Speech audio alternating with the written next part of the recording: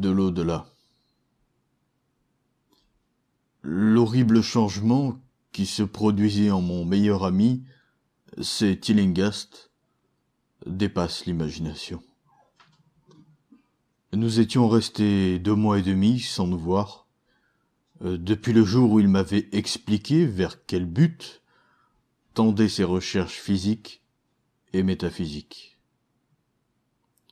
Quand il avait répliqué à mes remontrances craintives, en me jetant hors de son laboratoire dans un accès de rage, j'avais compris qu'il resterait à présent cloîtré dans son laboratoire, en compagnie de cette maudite machine électrique, mangeant peu, éloignant de lui ses domestiques. Toutefois, je n'avais pas pensé qu'une brève période de 10 semaines pourrait modifier, défigurer à ce point une créature humaine.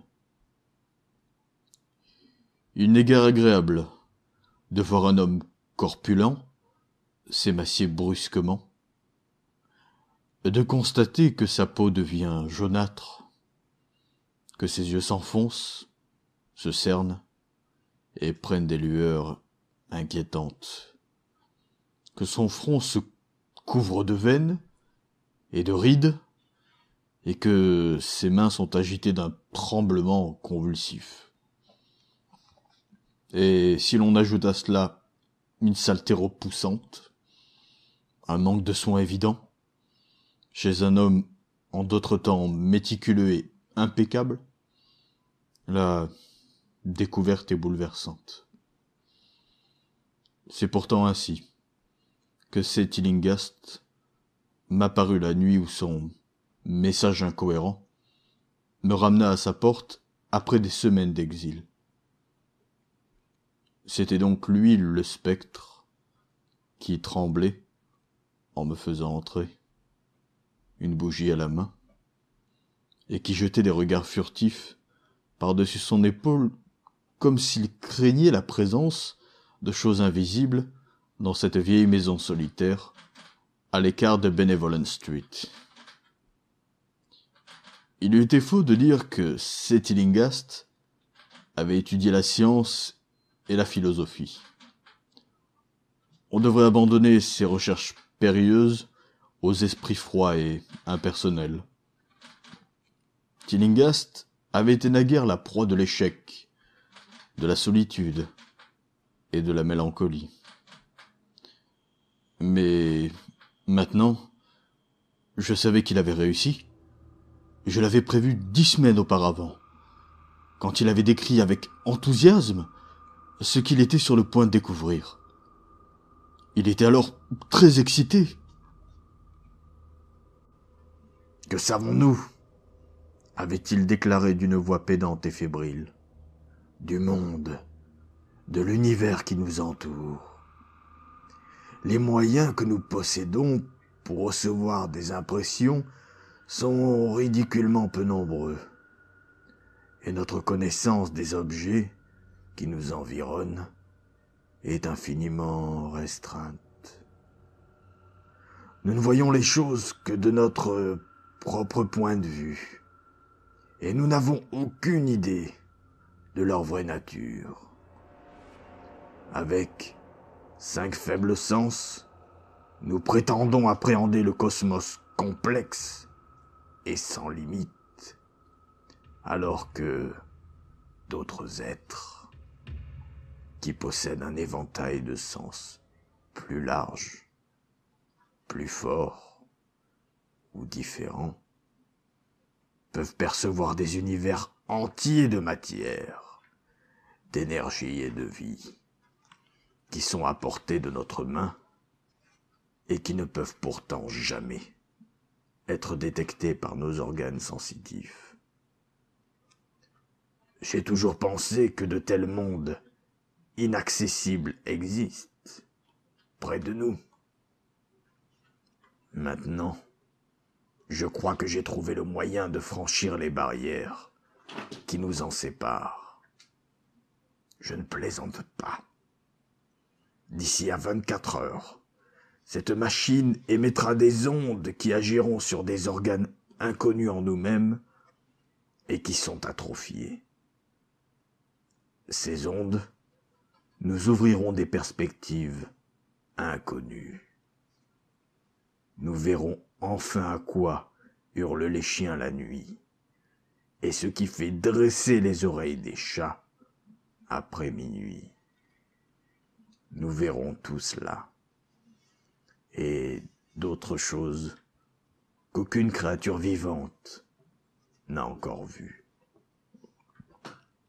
Nous traverserons le temps, l'espace et ses dimensions, et sans bouger, nous pourrons scruter le cœur de la création.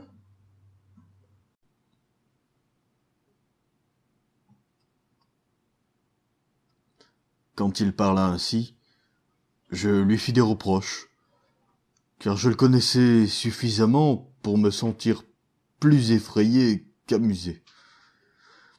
Il devint fou de rage et me chassa de chez lui. À présent, il n'était pas moins fanatique, mais son désir de parler avait vaincu son ressentiment, et il m'avait écrit d'une manière impérative.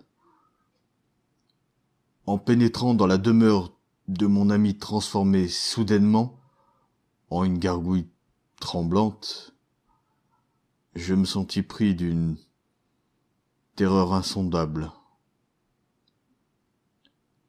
Les paroles exprimées 10 semaines auparavant semblaient s'être matérialisées dans l'obscurité qui régnait dans la maison.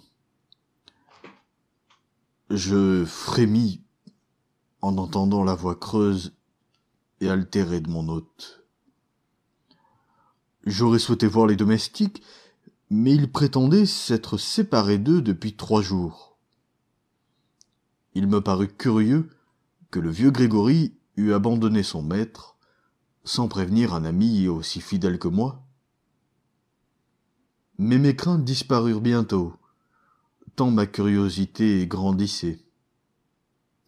Je ne pouvais que faire des suppositions sur ce que Tillinghast attendait de moi, mais je ne doutais pas qu'il eût à me confier quelque secret important. Auparavant, j'avais protesté contre son intrusion anormale dans l'impensable. À présent, qu'il avait de toute évidence réussi, je partageais presque son état d'esprit, malgré le prix que sa victoire semblait lui avoir coûté. Je suivis dans la maison vide la bougie tremblante que cette caricature d'homme tenait à la main. L'électricité avait été coupée. J'en demandai la raison. « Ce serait trop. Je n'oserais pas, » murmura mon guide. Et il continua de murmurer. Je notai cette nouvelle manie. Cela ne lui ressemblait pas de marmonner tout seul. Nous pénétrâmes dans le laboratoire et j'observai cette détestable machine électrique qui émettait une lueur malsaine, sinistre et violette. Elle était reliée à une puissante batterie chimique, mais semblait ne recevoir aucun courant, car je me souvenais qu'à son stade expérimental, elle ronronnait quand elle était en marche. Tillinghast me déclara que cette lueur permanente n'était pas électrique, au sens où je l'entendais. Il me fit asseoir à gauche de la machine et tourna un bouton quelque part sous les lampes. Le crépitement commença, puis se mua en sifflement, pour se terminer en un doux bourdonnement. Pendant ce temps, la luminosité augmenta, diminua de nouveau, puis prit une teinte pâle et indéfinissable que je ne puis décrire. Tillinghast, qui m'observait, remarqua ma surprise. « Savez-vous ce que c'est ?» chuchota-t-il. « C'est de l'ultraviolet. » Il hocha curieusement la tête. Vous pensez que l'ultraviolet est invisible? Il l'est. Mais à présent, vous pouvez le voir, ainsi que d'autres choses invisibles. Écoutez-moi. Les ondes qui proviennent de là éveillent un millier de sens endormis en nous. Les sens qui nous ont été légués par des siècles d'évolution de l'état d'électron à l'état d'organisme. J'ai vu la vérité et j'ai l'intention de vous la faire voir. Vous vous demandez quel aspect elle aura? Je vais vous le dire. Tillinghast s'assit en face de moi, éteignit sa bougie et me regarda avec une effrayante fixité. Vos oreilles, d'abord, vont recevoir un grand nombre d'impressions. Vous avez entendu parler de la glande pinéale? Je ris à l'idée de ce qu'en pensent les dupes et les disciples de Freud. Cette glande est le plus grand des organes des sens. Je l'ai découvert. C'est comme une vue sans fin qui transmettrait les images au cerveau. Si vous êtes normal, c'est ainsi que vous devriez le percevoir. Vous aurez la preuve de l'au-delà. Je regardais autour de moi l'immense pièce mansardée, faiblement éclairée par des rayons que l'œil ordinaire ne peut voir.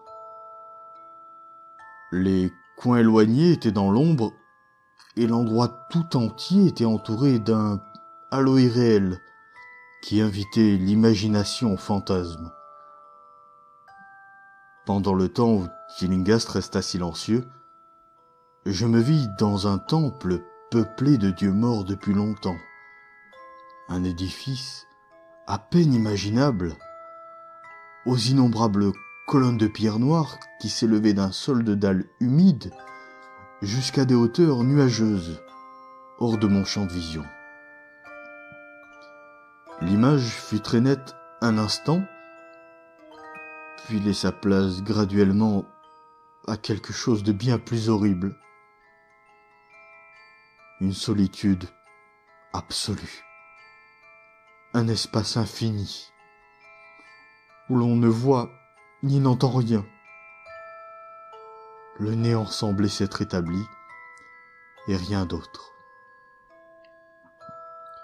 Je ressentis une frayeur puérile, qui me poussa à sortir de ma poche le revolver que je portais sur moi, en permanence, depuis la nuit où l'on m'avait attaqué à East Providence.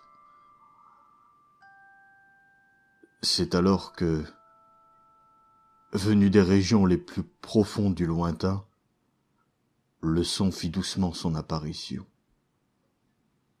Il était très faible, avec de subtiles vibrations assurément musicales, mais il portait une certaine connotation de brutalité qui me le fit ressentir comme une torture délicate sur tout le corps.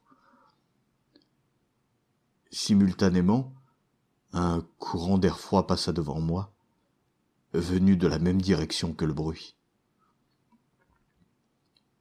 Comme j'attendais en retenant ma respiration, je constatai qu'à la fois le son et le courant d'air augmentaient, me donnant l'impression d'être ligoté sur des rails à l'approche d'une locomotive gigantesque. Je me mis à parler à Tillinghast, et ce faisant, toutes ces impressions inhabituelles disparurent brusquement. Je vis seulement l'homme, la machine phosphorescente et l'appartement sombre. Tillinghast souriait sardoniquement en regardant le revolver que j'avais sorti presque inconsciemment. Mais à son expression, je fus convaincu qu'il en avait entendu et vu autant que moi, si ce n'est plus. Je lui dis, à voix basse, ce que j'avais ressenti, et il m'ordonna de rester aussi calme et réceptif que possible. « Ne bougez pas, ordonna-t-il. Car dans ces rayons, on peut nous voir de la même façon que nous pouvons voir. Je vous ai dit que les domestiques étaient partis, mais je ne vous ai pas dit comment. Cette femme de ménage stupide a allumé la lumière en bas après que je l'eus averti de ne pas le faire. Et les fils ont capté des vibrations concordantes.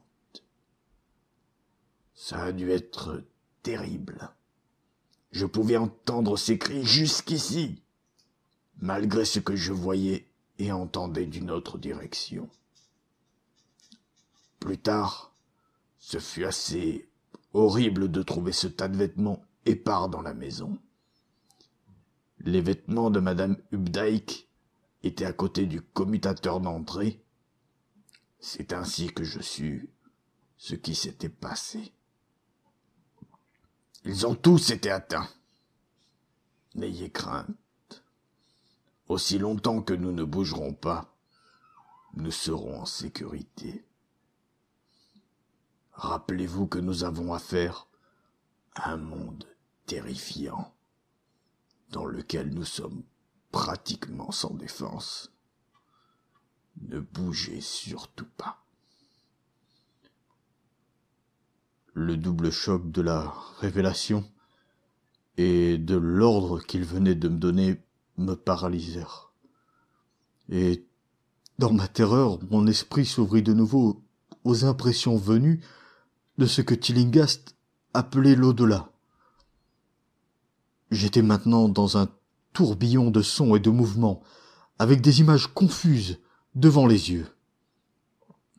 Je voyais les contours flous de la pièce, mais d'un point de l'espace semblait se déverser une colonne bouillonnante de formes ou de nuages non identifiables, pénétrant par le toit sur ma droite. Puis, j'eus de nouveau l'impression d'être dans un temple. Mais cette fois-ci, les colonnes atteignaient un océan de lumière, qui envoyait un rayon aveuglant là où se dressait la colonne nuageuse que j'avais vue auparavant. La scène ensuite devint un kaléidoscope, et dans ce désordre de vision, de sons et d'autres sensations non identifiables, je sentis que j'étais sur le point de me dissoudre, de perdre ma forme solide. Je me souviendrai toujours de ce moment particulier. Je crus un instant regarder un fragment de ciel nocturne, rempli de sphères brillantes et tournoyantes.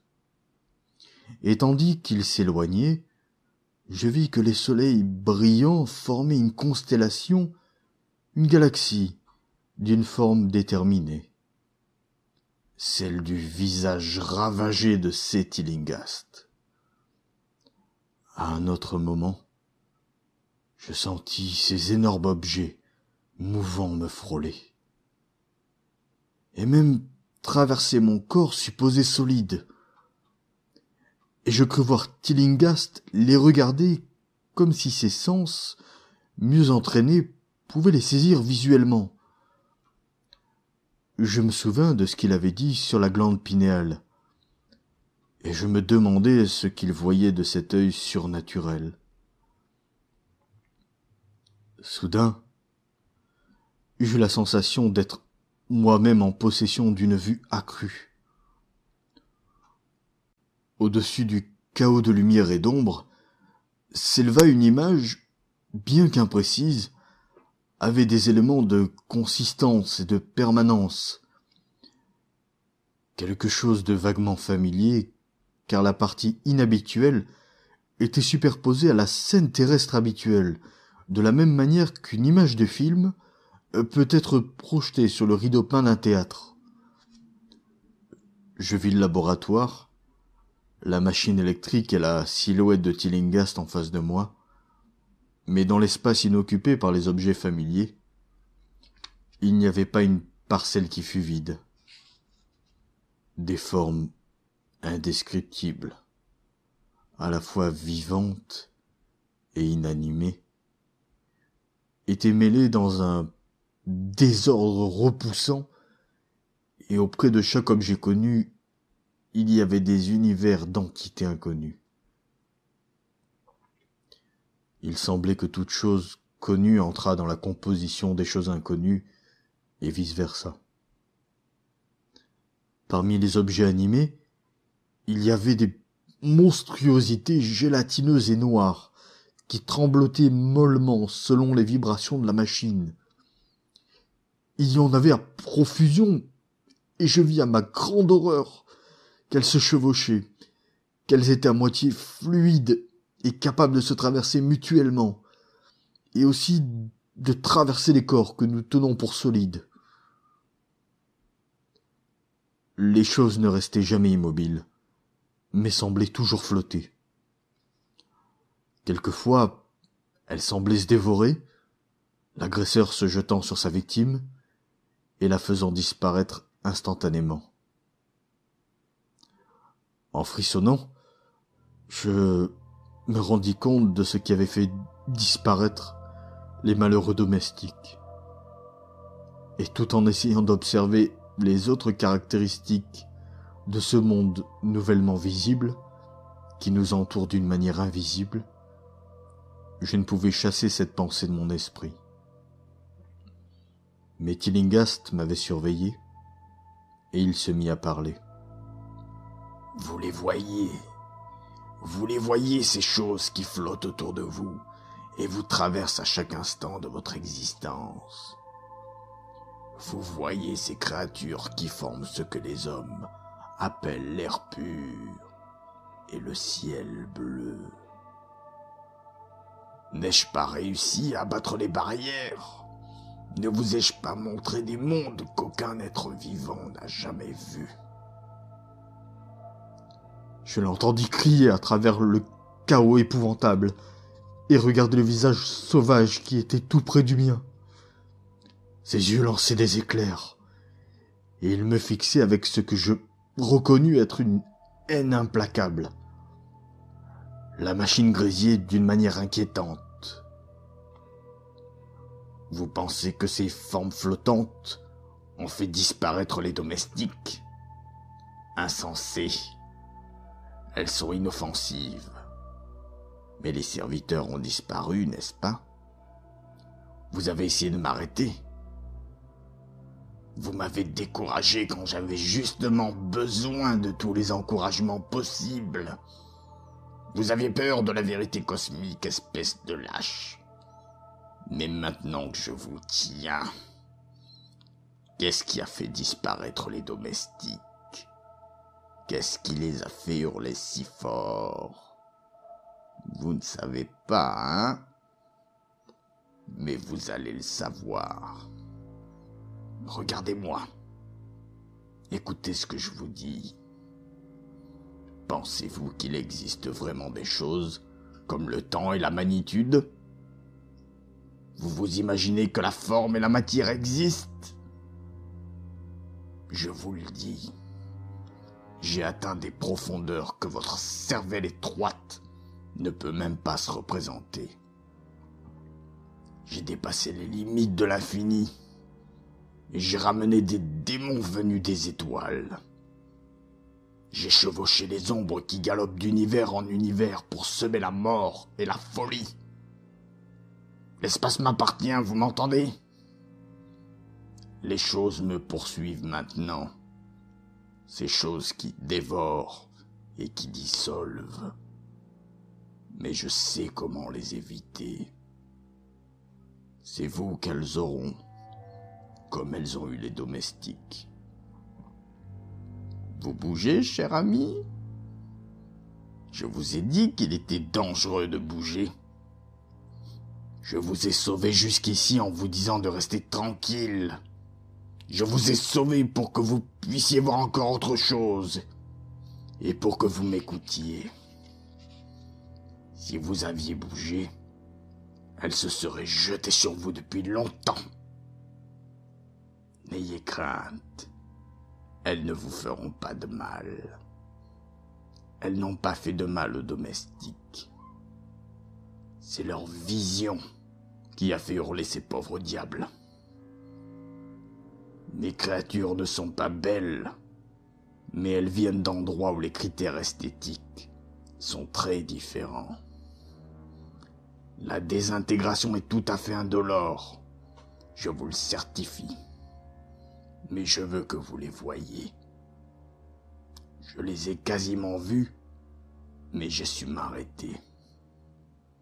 Vous êtes curieux? J'ai toujours su que vous n'étiez pas un esprit scientifique.